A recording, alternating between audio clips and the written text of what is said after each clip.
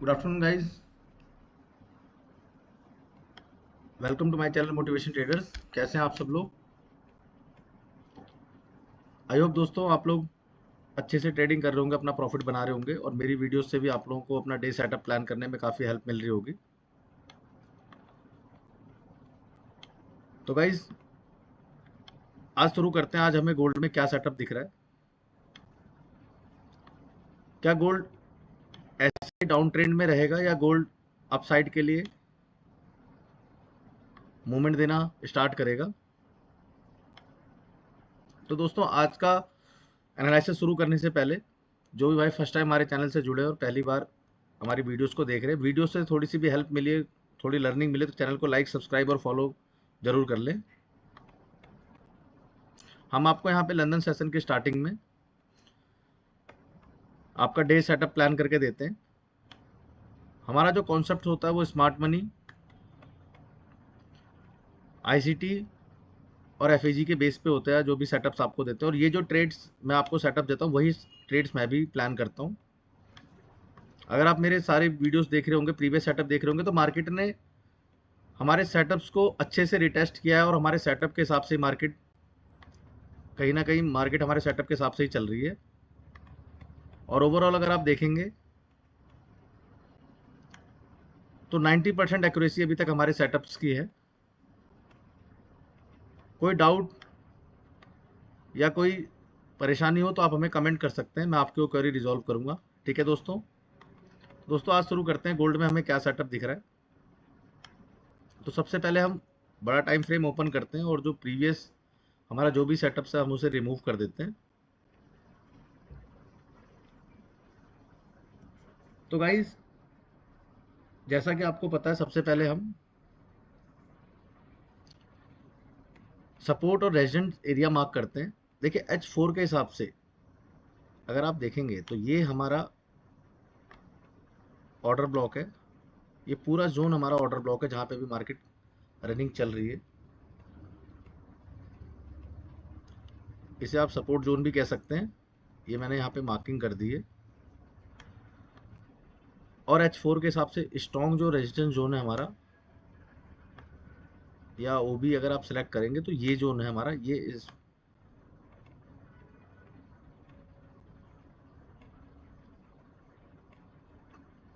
Resident and supply zone है हमारा guys.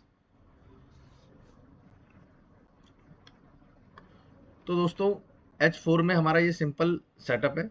H4 में अभी बीच में कहीं नहीं फंसना, मार्केट जब तक एक तरफ पुल बैक ना दे। अभी ऑर्डर ब्लॉक पे ही चल रही है।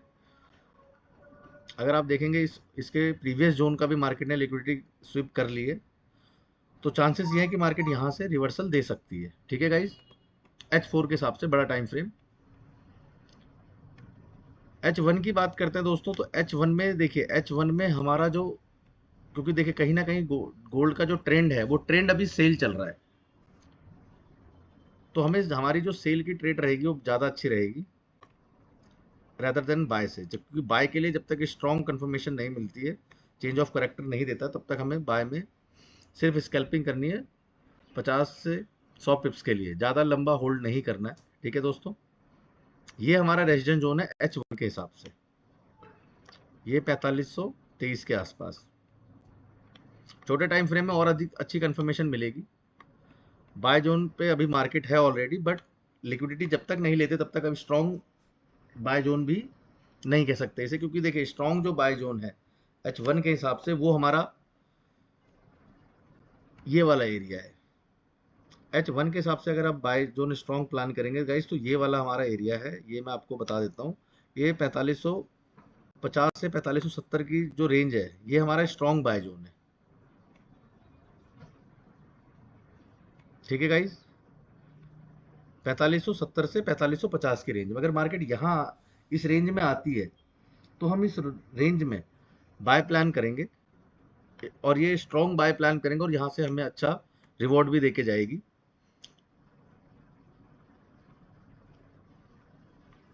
तो दोस्तों आई होप आप लोगों को यहाँ पे क्लियरिटी मिल गई होगी H1 के हिसाब से।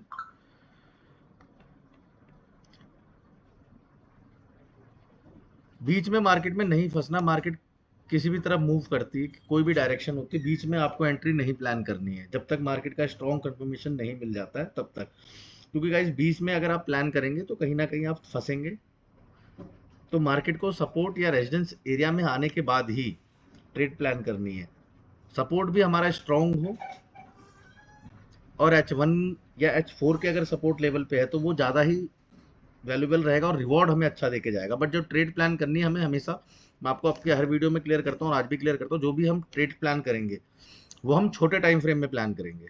ठीक है गाइस, आई होप ये मार्किंग आप लोगों को क्लियर दिख गई होगी। ये देखिए, ये जो H1 का हमारा रेजिडेंस जोन है, मार्केट इस रेंज में आती है तो हम सेल प्लान करेंगे क्योंकि ट्रेंड सेल है। क्योंकि जब तक ये स्ट्रॉन्ग जो हमारा H4 का 4575 वाला रेंज मार्केट नहीं तोड़ती है तब तक ये स्ट्रॉन्ग बाय में नहीं है। ठीक है गाइस, ये हमेशा माइंड में रखिएगा। ट्रेंड अभी सेल है तो हमें सब ज़्यादा सेल की ही ट्रेड प्लान करनी है। स्कैल्पिंग आप बाय प्लान कर सकते हैं छोटे सेटअप्स के हिसाब से, बट बड़ा जो अगर आप रिवॉर्ड चाहते हैं तो वो आपको उसके लिए स्ट्रॉन्ग जोन ही मार्क करना पड़ेगा। ठीक है गाइस, तो दोस्तों M15 में चलते हैं। M15 के हिसाब से देखिए, रेजिडेंस जो जोन है वो हमारा ये जोन है। ये हमारा जो जोन है 4500, आप इसको 4505 से 4515 के बीच में कर सकते हैं कि ये हमारा स्ट्रॉन्ग रेजिस्टेंस जोन होगा। ठीक है दोस्तों, अभी M15 में अगर आप देखेंगे तो गोल्ड ने कहीं ना कहीं M15 में इस जोन की ये लिक्विडिटी थी, यहाँ पे ऑलमोस्ट लिक्विडिटी सारी हंट कर ली है। ये लिक्विडिटी थी, यहाँ पे भी लिक्विडिटी थी, ये लिक्विडिटी थी हंट करके, और यहाँ पे एक इनगल्फिंग कैंडल भी दी है। गाइस इनगल्फिंग कैंडल दी है तो चांसेस ये भी है कि गोल्ड यहाँ से भी रिवर्सल ले सकता है, क्योंकि लिक्विडिटी इस रेंज की अगर आप देखेंगे ना, इस जोन में लिक्विडिटी हंट कर दी है। दिख रहा है आपको, ये लिक्विडिटी जोन था जिसे गोल्ड ने ऑलरेडी हंट कर दिया है। ठीक है गाइस, मार्केट अगर इस जोन से निकलती है, इस जोन से निकलती है तो एटलीस्ट हमें 4500 तक का टारगेट दे जाएगी अगर यहाँ से भी। बट अभी क्या, थोड़ा रिस्की जोन है, ट्रेड छोटी प्लान करनी है, बड़ी एग्जीक्यूट नहीं करनी है। छोटी छोटी आप स्कैल्पिंग कर सकते हैं 5 पॉइंट के लिए, 10 पॉइंट के लिए मैक्सिमम, इससे ज़्यादा नहीं जाना।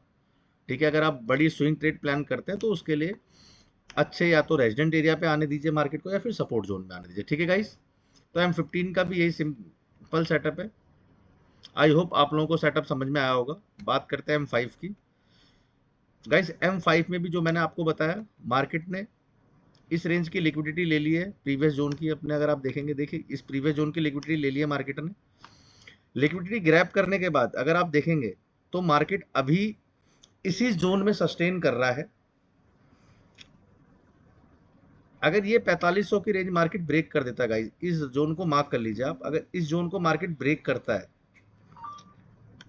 दिख रहा है आपको 4488 की जोन, अगर इस जोन को मार्केट ब्रेक कर देता है,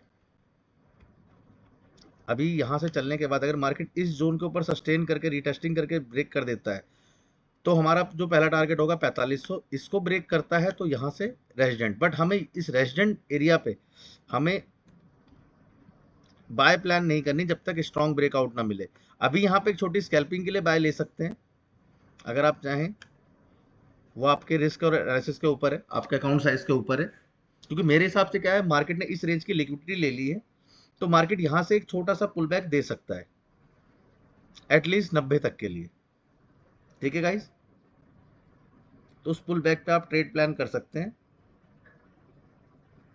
जिससे आपको,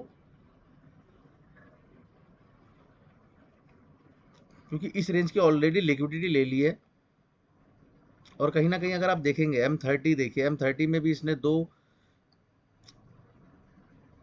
बायर्स का प्रेशर था।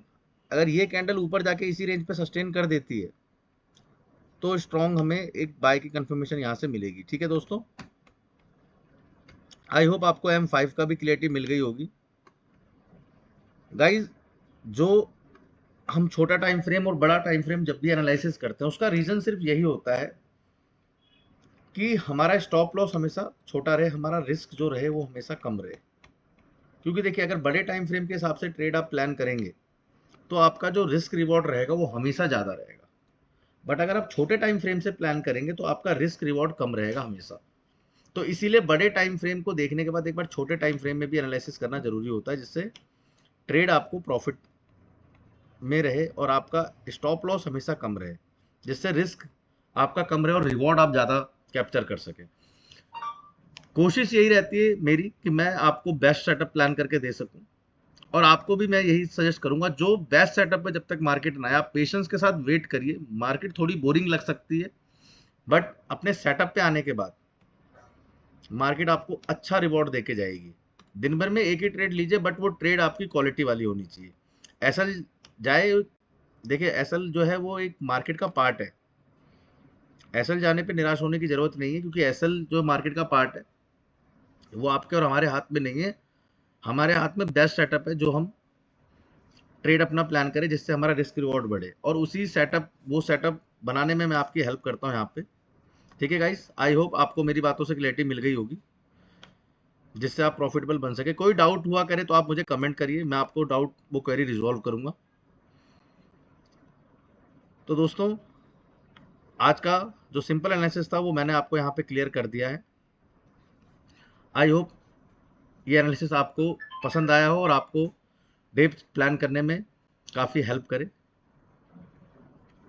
तो दोस्तों, जो फर्स्ट टाइम हमारे चैनल से जुड़े, हमारे चैनल को लाइक, सब्सक्राइब और फॉलो करना ना भूलें, और बेल आइकन पे प्रेस कर लें, जिससे हमारी वीडियोस की नोटिफिकेशन आपको मिलती रहे और जिससे आप अपना डे सेटअप इजीली प्लान कर सकें। ठीक है दोस्तों, तो दोस्तों मिलते हैं कल एक नए सेटअप, नए डे और नई एनर्जी के साथ। तब तक के लिए धन्यवाद दोस्तों।